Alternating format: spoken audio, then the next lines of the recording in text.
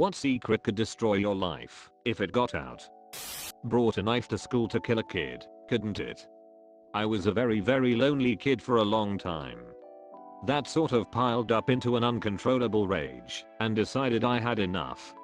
At the end of school I saw him on the playground. I still had the knife in my pocket, but my dad miraculously saw me from the parking lot. I didn't get to do it. Then I realized my mistake. To all the gay people in this thread, it really does get better. 17 years I could have posted that the secret that could destroy my life was that I was a lesbian. I was 100% sure I'd kill myself if anyone ever found out. I was 100% sure that my parents would be completely destroyed and that my relationship with my parents would be ended. 17 years later, I'm out to everyone I know and getting married later this year. My life remains undestroyed. Every single day I think about killing myself. How great it would be, all my problems gone in an instant. Now, I'm in therapy for depression, but I don't share those thoughts for fear of being institutionalized, even briefly, as a danger to myself. I don't think I'm a danger to myself. I've had those thoughts for quite a while without swallowing pills or a shotgun, so. I failed out of college and didn't tell anyone. I lied about still being in school and pretended to go to classes. My parents still thought they were paying for my college. That is the worst part of this whole thing. I wasted 6 months and a good $5,000, if not more. Edit. Thanks everyone for your responses. It's good to know that I'm not the only one who has messed up. In response to a lot of questions, my parents found out about everything when my mom was trying to get my health insurance taken care of, and the insurance said that I wasn't enrolled in school. This was 5 years ago. I have since paid my parents back for the money they spent, went to community college, transferred to a 4-year, and am now about to graduate with my BS. Can't stop myself from lying. Half the time I lie about things that don't matter and should have just told the truth for, but I can't stop myself from doing it. All the lies I've told, big and small, all catch up to at one point or another and are seriously damaging my life. My parents and brother don't trust me at all anymore because I've done some incredibly stupid things and lied about them. I've also had to do things or tell bigger lies to cover what started out as a little white lie. Other people around me that have caught me in a lie don't know how to act around me anymore. I know I need to stop, and I'm trying, but the more I try to stop doing it, the more I do it. This is slowly destroying my life and my relationship with my family, and there is nothing I can about it. I have an imaginary friend which happens to be a dragon. I spend a lot of time daydreaming of our little world together. Sometimes I might be flying on his back, other times we may be exploring the forests or something, I don't know.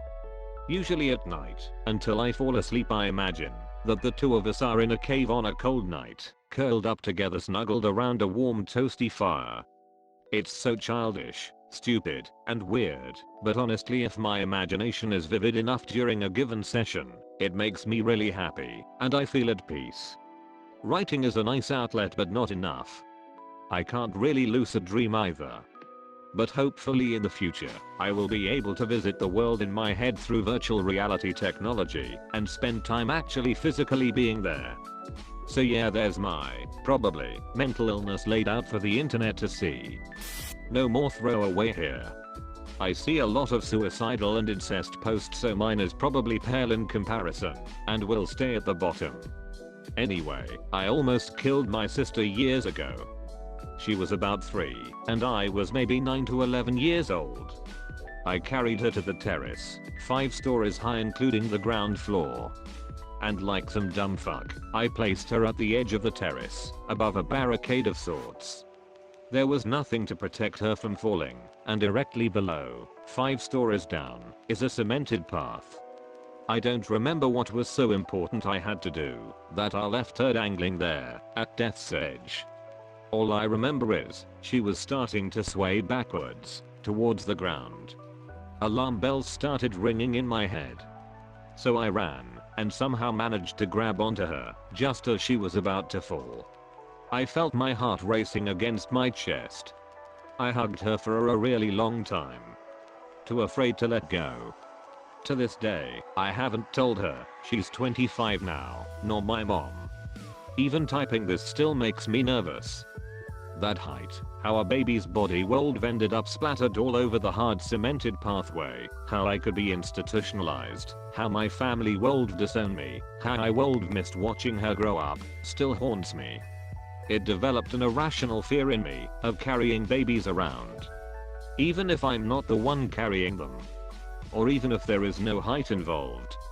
I have a similar story, except I'm the younger sister. I was pretty young at the time, so I didn't remember anything, but it was at a time when my mum was renovating a house, so me and my brothers would either be at school or just run around the house. One day my mum was in one room doing something when she heard me calling her from the other. She didn't come straight away because she was busy and we would just call her all the time for pretty much no reason. Don't blame her for that. But when she came in a few minutes later, she saw me on my tiptoes by the window and my brother had tied a curtain cord around my neck. Another time he accidentally hit me in the face with a cricket bat, and another time they both of them tried to catapult into a 20-meter tree.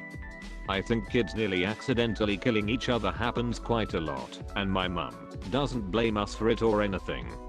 I don't know your mum, but if she did find out, she'd probably understand that you were a child and children do stupid stuff and they don't always understand the consequences. But at the same time, if I have any kids, I'd probably have to watch them at all times. Throw away for obvious reasons. I hit a smallish lottery, few mil, a little while back, and told absolutely no one, family and friends included. I took a bunch of steps to secure my kids' futures and we live a very comfortable, but not lavish life. I'm pretty generous with the people around me. I think that they just think I'm doing very well career-wise, or something illegal under the table. I justify it by thinking that if this was general knowledge amongst friends and family, it would ruin relationships. My priority needed to be my kids. Throw away for great reason. When I was about 9, my oldest sister died, age 32, and her 2 kids came to live with us. I'm a surprise child, so all of my siblings are much older than me. My nephew and I shared a room. He was just a year younger than me, and around when I was 11, and he was 10, we started doing sexual things. Over the years, we started out dry humping with clothes on, then clothes off, then eventually I started performing oral on him.